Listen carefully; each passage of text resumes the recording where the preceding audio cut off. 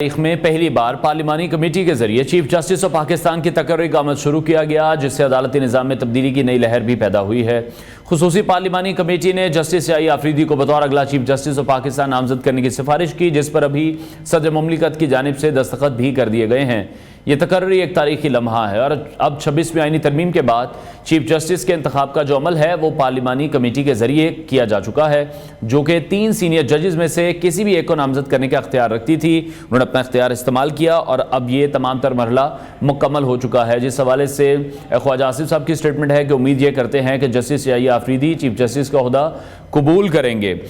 اس committee کے حوالے سے اگر ہم آپ کو بتائیں تو کمیٹی کے 9 ارکان نے جسٹس اے آفریدی کے نام کی سفارش کی، تاہم پاکستان تحریک انصاف اور سندھ اتحاد کونسل کے جو ارکان تھے انہوں نے اس اجلاس میں شرکت نہیں کی۔ اس کے باوجود پارلیمانی کمیٹی نے 2/3 اکثریت سے یہ فیصلہ کیا۔ اس کمیٹی میں شامل وزیر قانون اعظم نذیر تارڑ نے بتایا کہ فیصلہ بہت سی مشاورت اور بحث کے بعد کیا گیا ہے،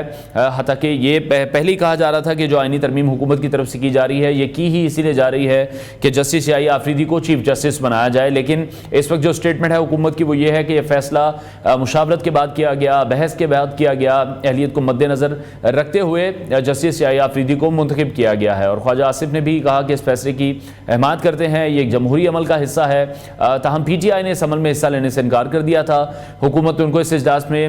شرکت کی دعوت بھی دی تھی، کوشش بھی کرتی رہی، لیکن پھر اس کوشش میں حکومت ناکام رہی۔ اور اس تقرری کے حوالے سے اب ہم بات کریں گے کہ فیصلہ پاکستان کے عدالتی نظام اور سیاست پر کس طرح سے اثر ڈالے گا۔ سینئر تجزیہ کار ماجد نظامی صاحب نے ہمیں جوائن کیا ہے۔ ماجد صاحب بہت شکریہ ہمیں شو میں جوائن کرنے کے لیے۔ پاکستان کی تاریخ میں پہلی بار ایسا ہوا ہے کہ پارلیمانی کمیٹی کے ذریعے چیف جسٹس کی تقرری کی گئی ہے۔ اس اوورآل تبدیلی کو آپ کس طرح سے دیکھ رہے ہیں؟ عدالتی نظام پر کس طرح سے افیکٹ کرے گا یہ؟ جی بہت شکریہ۔ یقیناً یہ ایک بڑا اہم واقعہ ہے، ایک اہم پیش رفت ہے، اگرچہ اس حوالے سے اختلاف بھی موجود ہیں، اور جس طرح سے 1 مہینے کے اندر جس اسٹریٹجی کے ساتھ یہ ساری ترمیم کو پلان کیا گیا، ایگزیکیوٹ کیا گیا، اس سے کئی سوالیہ نشانات بھی پیدا ہوتے ہیں۔ لیکن حکومت کا یہ موقف ہے کہ جی پارلیمنٹ کی بالادستی کے لیے، اس کی مضبوطی کے لیے یہ ضروری تھا۔ دوسری جانب جب ہم اس کی ٹائم لائن کو دیکھتے ہیں تو پھر یہ پتہ چلتا ہے کہ بہرحال کہیں نہ کہیں حکومت اس مفروضے پر پریشان تھی، اور ایک فیئر فیکٹر موجود تھا کہ جسٹس منصور علی شاہ اگر آئیں گے تو ہو سکتا ہے حکومت کو مشکلات کا سامنا کرنا پڑے اور یہ سسٹم نہ چل سکے، تو اس کو بھی مد نظر رکھتے ہوئے حکومت نے یہ فیصلہ کیا ہے۔ بہرحال اس کے اوپر سوالیہ نشان موجود رہے گا۔ اب اس تقرری کی جانب آتے ہیں تو مجھے یہ لگتا ہے کہ جسٹس یحییٰ آفریدی کے نام کے اوپر ابھی تک تو کوئی تنازعہ موجود نہیں ہے، جو کہ بہت خوش آئند ہے، اور پولیٹیکل پولرائزیشن اور اداروں کی حدود سے تجاوز کے الزامات کے اس دور کے اندر اگر کوئی ایسا نام آتا ہے تو وہ بہت اچھا نام ہو سکتا ہے۔ لیکن ہمیں یہ بھی یاد رکھنا چاہیے کہ اس سے پہلے بھی کئی چیف جسٹس ایسے آئے کہ جن کا آنے سے پہلے تاثر اور تھا، لیکن جب وہ اپنی سیٹ پہ آئے اور اس کے بعد جو انہوں نے فیصلے دیے، اقدامات کیے، اس سے وہ تاثر تبدیل ہو گیا۔ اسی طرح ہمارے سامنے آرمی چیف کی اپوائنٹمنٹ کی بھی کئی مثالیں موجود ہیں کہ جس میں کہا تو یہ جاتا تھا کہ ان کے آنے سے کسی مخصوص طبقے کو یا جماعت کو فائدہ ہو سکتا ہے، لیکن ایسا نہیں ہوا۔ تو اب دیکھنا یہ ہے کہ ان کے سامنے مجھے 2 بڑے چیلنجز لگتے ہیں۔ ایک تو یہ ہے کہ اس پولرائزیشن کے ماحول میں یہ کس طرح سے اگر یہ آتے ہیں تو یہ کس طرح سے تمام ججز کو لے کے چلتے ہیں، کیا وہ اختلافات برقرار رہیں گے؟ ہم نے دیکھا کہ پچھلی کورٹ کے اندر یہ خاصا مسئلہ موجود تھا، اور اس وجہ سے عدلیہ میں کئی معاملات خرابی کی طرف بھی گئے۔ اور دوسرا یہ ہے کہ یہ جو مخصوص نشستوں والا فیصلہ ہے، اس میں بالکل ان کا اختلافی نوٹ تھا، لیکن دیکھنا یہ ہے کہ کیا وہ اس چیز کو سنجیدہ لیتے ہیں یا نہیں کہ سپریم کورٹ کے فیصلے پر عمل درآمد ہونا چاہیے۔ تو یہ بھی ایک بہت بڑا کوشچن ہے، یہاں سے ان کی ڈائریکشن کا، پالیسی کا پتہ چلے گا کہ وہ کیا سوچ رہے ہیں۔ ٹھیک ہے، لیکن ماجد صاحب آپ کس طرح سے اس چیز کو ہم لیبریٹ کر سکتے ہیں، اس کو ڈیفائن کس طرح سے کیا جا سکتا ہے؟ جیسے حکومت اگر ایک یہ مائنڈ سیٹ رکھتی ہے، ہر ججز کا اپنا ایک پوائنٹ آف ویو تو ہو سکتا ہے، لیکن کوئی بھی جج وہ آئین و قانون کے مابرا تو نہیں جا سکتا کسی بھی پارٹی کو فیسیلیٹیٹ کرنے کے لیے، تو کیا ایک اس کے پیچھے آپ سمجھتے ہیں حکومت کے پاس کوئی ریزن ہو یا ایک اسکول آف تھاٹ کیا ہے حکومت کا؟ کیونکہ الزام تو حکومت پر پھر یہی ہے کہ آئینی ترمیم کی ہی اس لیے کی گئی کہ جسٹس شاہی آفریدی کو لگایا جائے، منصور علی شاہ صاحب نہ آئے یا منیب اختر صاحب نہ آئے۔ جی بالکل، اور اس خدشے کا اظہار وزیر دفاع خواجہ آصف نے بھی برملا کیا کہ ایسا لگ رہا ہے یا ایسا خوف موجود ہے یا ایسا تاثر ہے کہ الیکشن کے اوپر اگر کوئی کوشچن مارک ہوتا ہے یا الیکشن کا آڈٹ ہوتا ہے، سپریم کورٹ کی جانب سے کوئی ایسی ڈائریکشن آتی ہے، تو پھر یہ سارا سسٹم، یہ حکومت خطرے میں پڑ جائے گی۔ تو یہ جس طرح میں نے پہلے نشاندہی کی کہ یہ ایک فیئر فیکٹر بالکل آئینی ترمیم میں موجود تھا کہ آنے والے چیف جسٹس سے ہمیں مشکلات کا سامنا کرنا پڑ سکتا ہے، اس لیے کوئی ایسا راستہ نکالا جائے۔ اور یہاں تک بھی کہا جا رہا تھا کہ اگر ٹاپ 3 کے اندر انہیں کوئی ایسا نام نہ ملتا تو ہو سکتا ہے وہ آئینی ترمیم میں ٹاپ 5 بھی ڈال دیتے، کیونکہ وہ انہوں نے اپنے مطلب کے حساب سے یا اپنی ایڈجسٹمنٹ کو دیکھتے ہوئے نام تجویز کرنے تھے۔ اور ابھی یہی تاثر موجود ہے کہ ایک تو انہوں نے جسٹس قاضی فائز عیسیٰ کی قربانی دی ہے، اور دوسری جانب اپوزیشن سے یا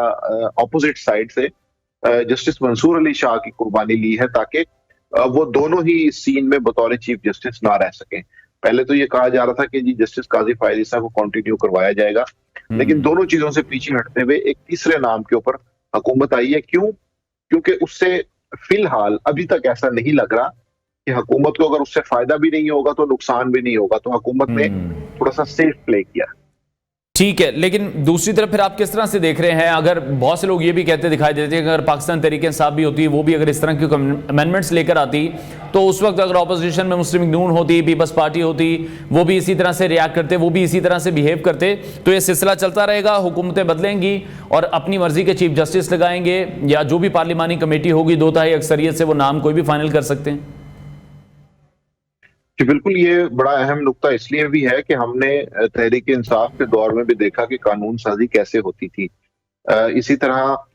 مسلم لیگ نون نے جو پلاننگ کی وہ بھی ہمارے سامنے ہے، لیکن اس میں امپورٹنٹ پوائنٹ یہ ہے۔ ٹھیک ہے، مائی صاحب ہمارے ساتھ ہی موجود رہے گا، ایک اہم خبر ہے جو میں اپنے ناظرین کے ساتھ شیئر کرنی ہے، چیف جسٹس آف پاکستان کی تعین۔ جی بالکل، اس کی وجہ یہ ہے کہ ہم دیکھ رہے ہیں کہ یہ جو گزشتہ 1 سال کے جو واقعات ہیں ان کے اندر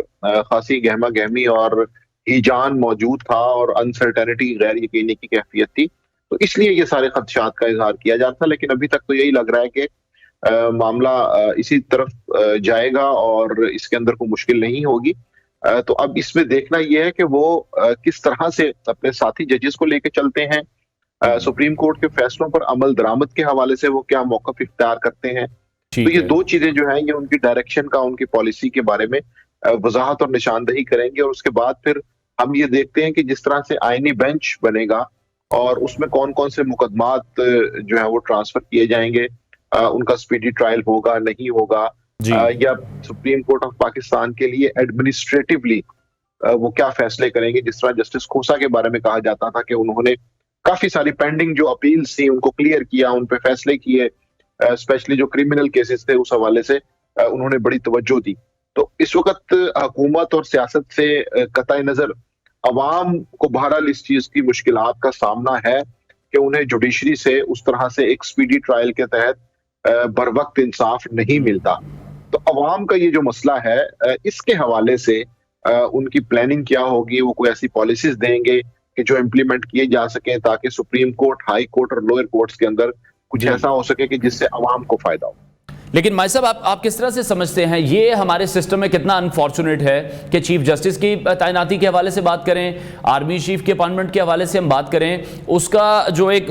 ہم دیکھتے ہیں موازنہ کیا جاتا ہے وہ یہی کیا جاتا ہے کہ اس چیف جسٹس کے بعد یا اس آرمی چیف کے بعد پاکستان کی سیاست کس رخ کی طرف جائے گی، کیا موڑ اختیار کرے گی، یہ کتنا انفارچونیٹ ہے؟ جی بالکل، اس کی وجہ یہ کہ چونکہ یہاں پر جمہوری ادارے مضبوط نہیں ہیں اور بدقسمتی سے سیاستدانوں کو دوسرے اداروں کی جانب ہی دیکھنا پڑتا ہے۔ ابھی ترمیم میں بھی ہم نے یہ دیکھا کہ تقاریر تو بہت کی جا رہی تھی، لیکن وہی میاں نواز شریف تھے جو کالا کوٹ پہن کے عدالت میں گئے،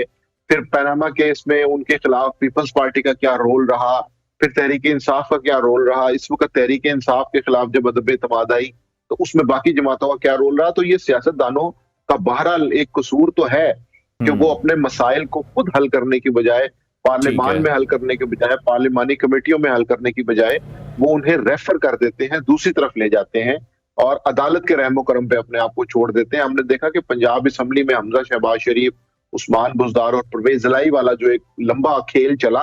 وہ بھی سیاستدان خود عدالت میں لے کے گئے. تو مجھے لگتا ہے کہ اس حوالے سے بھی سیاستدانوں کو سوچنا پڑے گا کہ اگر پارلیمان کو مضبوط کریں گے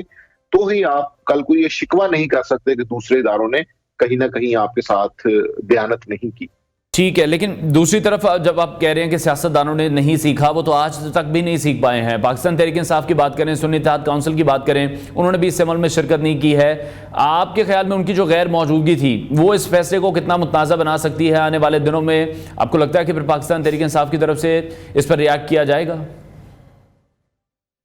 مجھے لگتا ہے کہ تحریک انصاف کو اس حوالے سے سنجیدہ حکمت عملی بنانے کی ضرورت ہے.